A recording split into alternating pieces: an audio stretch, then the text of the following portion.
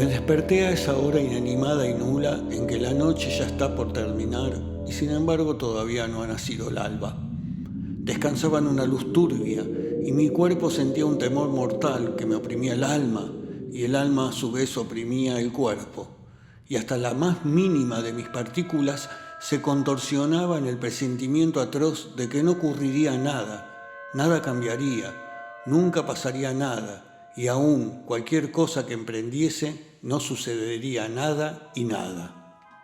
El sueño que me había despertado luego de molestarme durante la noche explicaba las razones de ese espanto. ¿Qué había soñado?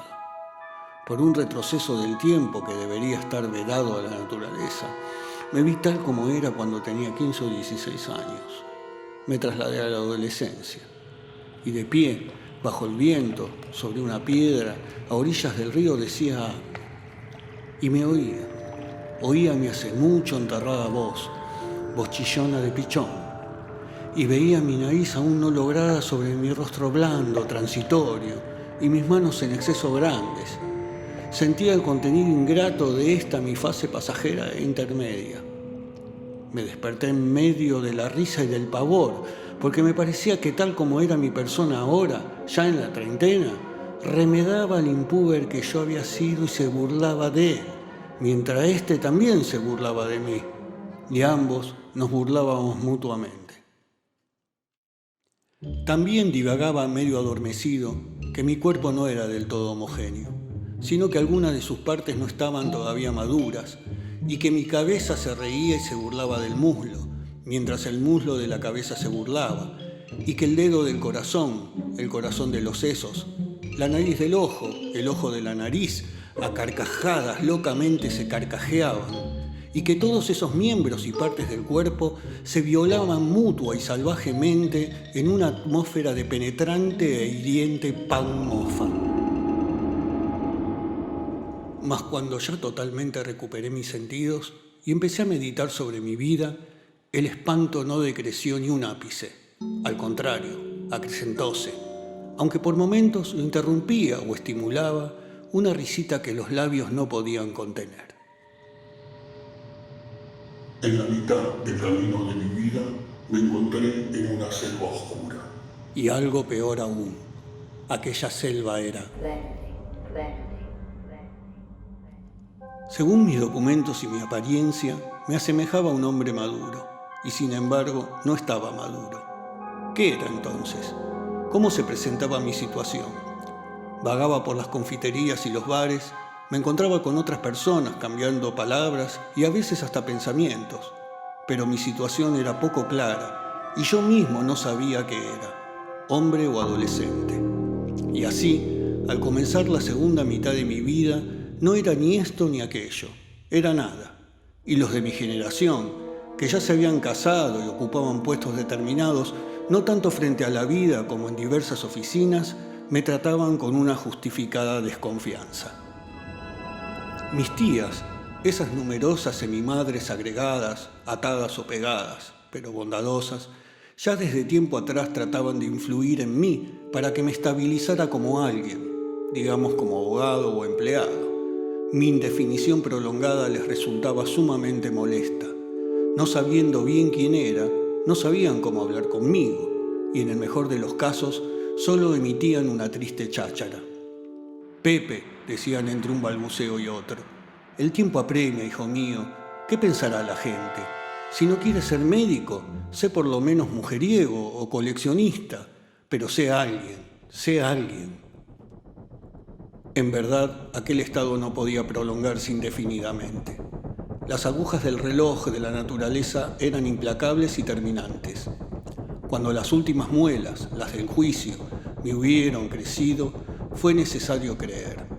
El desarrollo se había cumplido. Había llegado el momento del asesinato ineludible.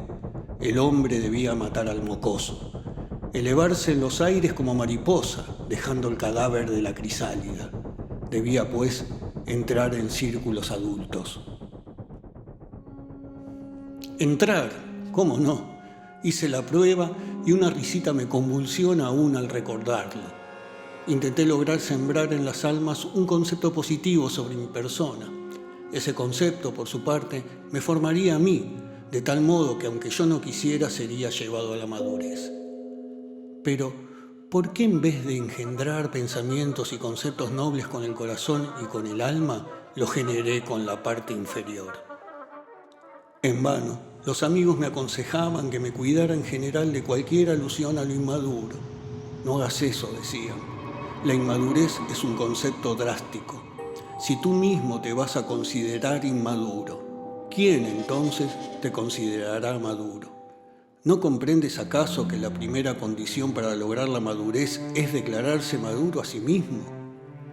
Pero yo creía que en verdad no convenía de modo demasiado barato y fácil pasar por alto al jovencito en mí encerrado, y que los adultos son en demasía perspicaces, penetrantes para dejarse engañar, y que por fin el que es perseguido sin cesar por el mocoso no debe aparecer en público sin adolescente. A lo mejor encaraba yo en forma demasiado seria la seriedad, valorizaba en exceso la madurez de los adultos. Recuerdos. Con la cabeza hundida en la almohada, con las piernas bajo la frazada, dominado ya por la risita, ya por el temor, hice el balance de mi entrada entre los adultos. Oh, es una maldición que la existencia nuestra en este planeta no aguante ninguna jerarquía definida y fija, sino que todo siempre fluya, refluya, se mueva y cada uno deba ser sentido y valorado por cada uno, que el concepto sobre nosotros, de los torpes, limitados e incapaces, no sea tan importante como el concepto de los sabios, capaces y sutiles. Pues el hombre, en lo más profundo de su ser, depende de la imagen de sí mismo que se forma en el alma ajena, aunque esa alma sea cretina. Cuanto más pobre y estrecha es la opinión, tanto más se nos vuelve importante, así justamente como un zapato estrecho y mal ajustado. Oh, esos juicios humanos, ese abismo de juicios y opiniones sobre tu inteligencia, carácter, corazón y sobre todos los detalles de tu organización que se abre delante de ese imprudente que visitó tus pensamientos. Juicios de empresarios y empresarias, juicios de colegialas, juicios mezquinos de menudos empleados y juicios burocráticos de altos empleados, juicios de abogados, juicios exagerados de muchachos, juicios ensimismados de viejitos, como también juicios de publicistas, juicios de esposas de médicos y, por fin, juicios de niños, de sirvientas y cocineras, juicios de primas, todo un mar de juicios que te definen y te crean en el alma de otro hombre. Es como si nacieras en un millar de almas algo estrechas. Y muy a menudo me ocurría que al salir de lugares altos y sagrados, donde me saturaban de respeto en forma agradabilísima, me encontraba en la calle con cualquier ingeniero o cualquier colegiala, que tratándome como si fuera un compatriota en la inmadurez, un hermano en la tontería, me aplicaba amistosas palmaditas profiriendo: Pepe, qué tonterías dices, qué tonto eres. Y así, para los maduros yo era maduro, mas para los inmaduros era inmaduro, y en verdad yo mismo no sabía a quién pertenecía, a los que me respetaban o a los que me trataban de mocoso.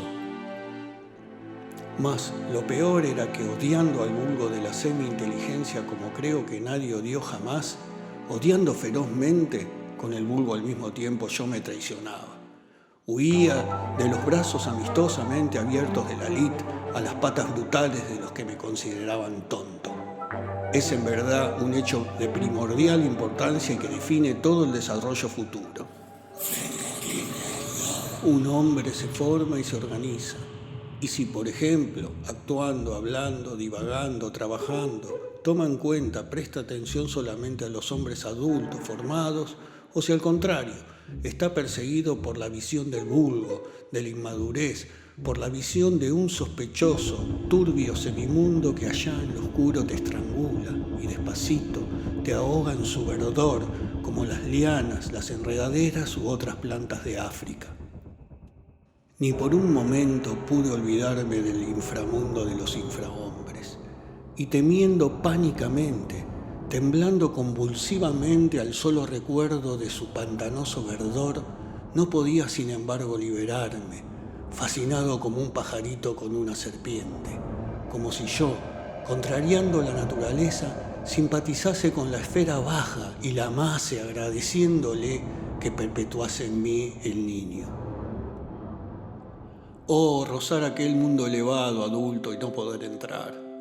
Estar a un paso de la distinción, elegancia, sabiduría, dignidad, de los juicios maduros, del mutuo respeto, de la jerarquía, de los valores, y no lamer esas golosinas sino a través del vidrio. No tener acceso a esos asuntos, ser secundario. Convivir con los adultos y siempre tener la impresión de que se finge ser adulto. Oh sí, al comienzo mismo de mi vida pública recibí la consagración semisagrada. Fui generosamente ungido por la esfera inferior. Y lo que complicaba todavía el caso era que mi modo de ser social también dejaba mucho que desear y resultaba completamente turbio, pobre e indefenso frente a los semibrillantes mundanos. No sé qué indolencia nacida de la timidez y el miedo no me permitía armonizar con ninguna madurez, y a veces se me ocurría pellizcar a la persona que con su espíritu halagadoramente a mi espíritu se acercaba. ¿Por qué no es permitido a cada uno ser talentoso y con el talento alimentar y elevar a las muchedumbres de almas no talentosas? Ah, qué satisfacción sufrir y torturarse, sacrificar y quemarse en el altar, mas siempre en las alturas, dentro de categorías tan sublimadas, tan adultas. Doblemente atrapado y limitado, una vez por mi pasado infantil, del que no podía olvidarme, otra vez por el concepto infantil que otros tenían de mí, esa caricatura de mí mismo que ellos guardaban en sus almas. Era melancólico esclavo del verdor. Ay, un insecto prisionero del denso matorral. No solo molesta, sino peligrosa situación, porque los maduros a nada tienen tanto asco como a la inmadurez, y nada les resulta más odioso. Ellos soportarán fácilmente al espíritu más destructivo, a condición de que actúe dentro del marco de la madurez. Pero si en alguien huelen la inmadurez, si huelen al jovencito, se echarán sobre él, lo aplastarán con su sarcasmo. Entonces, ¿cómo terminará todo eso? ¿A dónde llegaré por ese camino? ¿Cómo se ha originado en mí esa esclavitud del informe, esa fascinación por lo verde? ¿Acaso provenía de un país rico en seres no pulidos, primitivos y transitorios, donde ningún cuello queda bien a nadie, donde más que la melancolía y el destino son los incapaces y perezosos quienes se quedan por los campos gimiendo? ¿O puede ser porque vivía en una época pasajera, que a cada rato inventaba lemas y muecas y en convulsiones retorcía su rostro de mil maneras?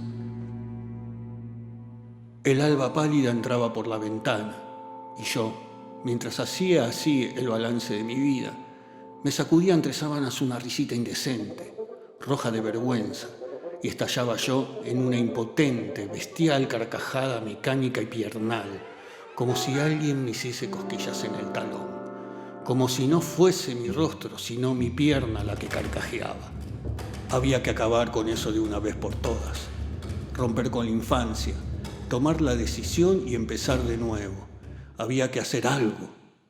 Y entonces me iluminó de repente este pensamiento sencillo y santo, que yo no tenía que ser ni maduro ni inmaduro, sino así como soy, que debía manifestarme y expresarme en mi forma propia y soberbiamente soberana, sin tomar en cuenta nada que no fuera mi propia realidad interna.